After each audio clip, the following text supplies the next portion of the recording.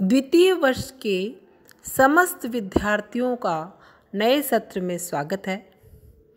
प्रिय विद्यार्थियों, आपने पूर्व की कक्षा प्रथम वर्ष में हिंदी साहित्य के इतिहास में आदिकाल और भक्तिकाल का अध्ययन किया था।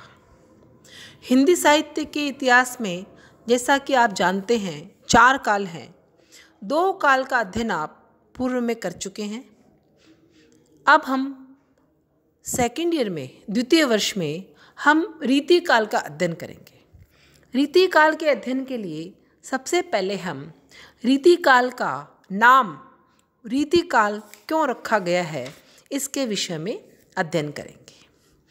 साहित्य के इतिहास का काल विभाजन कर्ता, पद्धति और विषय की दृष्टि से किया जाता है। कभी कभी नामकरण के किसी दृढ़ आधार के उपलब्ध न होने पर उस काल की अत्यंत प्रभावशाली साहित्य के नाम पर भी उसका नामकरण कर दिया जाता है, जैसे भारतेंदु युग, द्विवेदी युग, प्रसाद युग इत्यादि। कभी कभी साहित्य सृजन की शैलियों के आधार पर काल विभाजन कर दिया जाता है, जैसे छायावादी युग, प्रगतिवादी युग, प्रयोगवादी युग, इस प्रकार।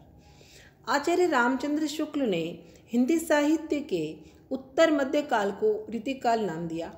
उसके बाद इस काल का नाम श्रृंगार काल रखने का सुझाव दिया गया।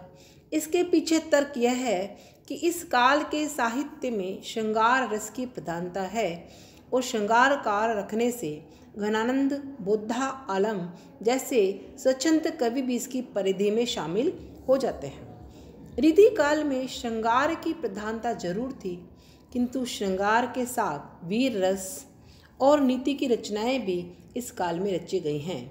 नागरी प्रचारणी सभा द्वारा प्रकाशित हिंदी साहित्य का वृहद इतिहास के 7वें भाग में इस काल के वीर रस के 188 कवियों का परिचय दिया गया है। फिर भी हिंदी साहित्य के आदिकाल में भी श्रृंगार तथा वीर रस की ऐसी प्रधानता दिखलाई देती है। इस श्रृंगार इस युग के काव्य का मुख्य विषय जरूर है, किंतु ऐसी प्रमुख प्रवृत्ति नहीं है जो कि इस काल को साहित्य के इतिहास के अन्य कालों से भिन्न बनाती है।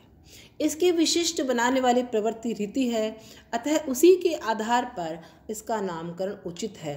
अतः रीति काल के नामकरण की समस्या और समाधान के लिए हमने निम्नलिखित विवेचन को देखा जा सकता है। अलंकृत काल। रीति काल के नामकरण की समस्या को सुलझाने का काम सबसे पहले मिश्र बंधु ने किया। उन्होंने हिंदी साहित्य के इतिहास का विवेचन करते समय इसे अलंकार काल की संज्ञा दी थी, जबकि वे स्वयं रीति काल कवियों के ग्रंथों को रीति ग्रंथ और उनके विवेचन को रीति कथन कह चुके हैं। फिर भी अपने विभाजन का आधार रीति को उन्होंने क्यों नहीं बनाया और उसे अलंकृत काल कह डाला। इससे तो ऐसा लगता है कि रीति काल की चमत्कारी प्रवृत्ति ने इन्हें रीति से अधिक आकर्षित किया है, किंतु अलंकृति या चमत्कृति इस काल की विशेषता नहीं है। इस नाम को जान लेने पर नामकरण की समस्या का हल नहीं होता, क्योंकि अलंकार काल कहने से इस युग की केवल एक प्रवृत्ति पर ही जोर दिया जा सकता है और वे प्रवृत्तियां छूट जाती हैं जो भावगत है। कहने का तात्पर्य यह है कि रीति काल में भाव पक्ष और कला पक्ष दोनों ही प्रबल थे। जहां इन कवियों ने अपनी चमत्कार प्रवृत्ति को सप्रयास प्रस्तुत किया है, वहीं वे कवि अपनी भाव विबलता को भी रोक नहीं पाए हैं। ऐसी स्थिति में इस काल को अलंकार काल कहना किसी भी स्थिति में उचित नहीं है। श्रृंगार काल। विश्वनाथ प्रसाद मिश्र ने भी रीतिकाल नाम को स्वीकार न करके इसे नाम दे दिया है। उन्होंने इस युग की श्रृंगार प्रमुखता को देखकर इसे श्रृंगार काल की संज्ञा से अभिहित किया। इस संबंध में डॉक्टर शिव कुमार शर्मा का कथन उपयुक्त है। क्या रीतिकालीन कवियों ने श्रृंगार रस के समूचे अंगों को सम्यक विवेचन नहीं किया और फिर श्रृंगार के प्रति स्थायी भाव तथा उसके आलंबन भाव उद्दीपन भाव अनुभाव संचारियों का विशद रूप निरूपण करके उनके साहित्य में कहाँ तक बन पड़ा है। समस्त रीतिकालीन कविता के विहंगम आलोक के पश्चात कहा जा सकता है कि तत्कालीन कृतियों में ऐसी परिपाटी नहीं है। कहीं कहीं तो ऐसा लगता है कि शुद्ध श्रृंगार रस न होकर श्रृंगाराभास हो। इस काल में श्रृंगार की प्रधानता सर्वनिश्चित है, परंतु स्वतंत्र नहीं है, वह स्वतंत्र रीति पर आश्रित है। उक्त कथन से स्पष्ट है कि श्रृंगार रस की प्रधानता होते हुए भी इसे श्रृंगार काल नहीं कहा जा सकता, क्योंकि इस काल की प्रत्येक प्रवृत्ति रीति से पोषित है और इस काल की अन्य विशेषताएं जैसे कला पक्ष आदि छूट जाता है। अतः रीतिकाल के नामकरण की समस्या का समाधान किसी अन्य नाम से नहीं वरन रीतिकाल नाम कहकर ही किया जा सकता है। तीसरा बिंदु आता है कला काल। जहाँ अन्य साहित्यकारों ने इसे रीतिकाल, अलंकार काल तथा श्रृंगार काल कहा है, वहीं डॉक्टर रसाल रीतिकाल को कला काल कहते नहीं थकते। उनका तर्क है कि इस युग में इस कला पक्ष की प्रधानता है, इसलिए इसे कला काल कहना सर्व उपयुक्त है। किंतु उनकी यह धारणा पूरी तरह भ्रामक है।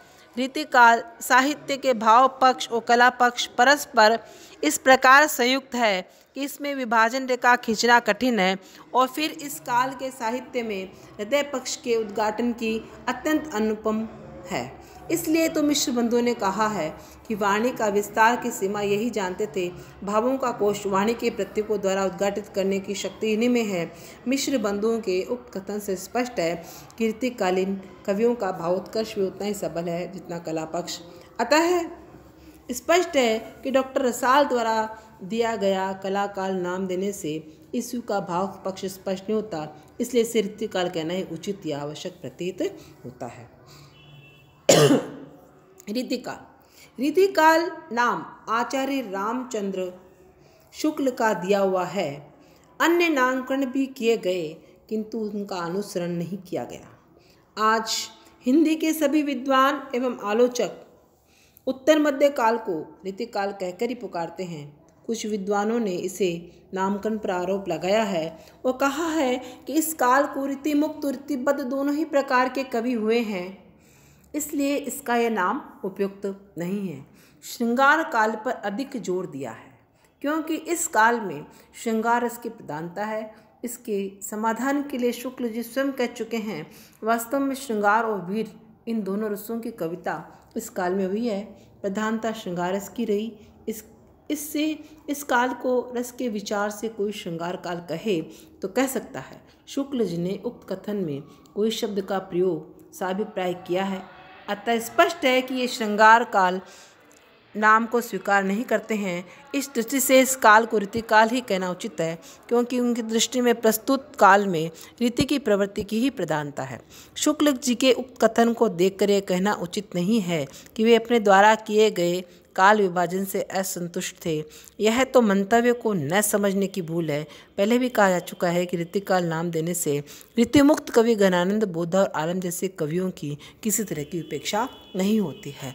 इस प्रकार हम देखते हैं कि रीतिकाल को 4 नाम दिए गए हैं और जो 3 काल है जो 3 काल नाम दिए गए हैं वो नाम इसकी संपूर्ण प्रवृत्तियों को, इस काल के संपूर्ण विशेषताओं को अपने में समाहित पूर्ण तरह से नहीं कर पा रहे हैं। वो किसी एक पक्ष को लेकर ही उजागर हो रहे हैं। लेकिन रीतिकाल नाम को देखकर समस्त तीनों तरह के कवियों, जो इस काल में 3 धाराएं प्रचलित है, तीनों तरह के कवियों की कार्यधाराएं का विशेषताएं इस काल में आ जाती हैं। इसलिए विद्यार्थियों, इन नामों को पढ़ते हुए आप रीतिकाल के नामकरण को बड़े अच्छे तरीके से पढ़ सकते हैं।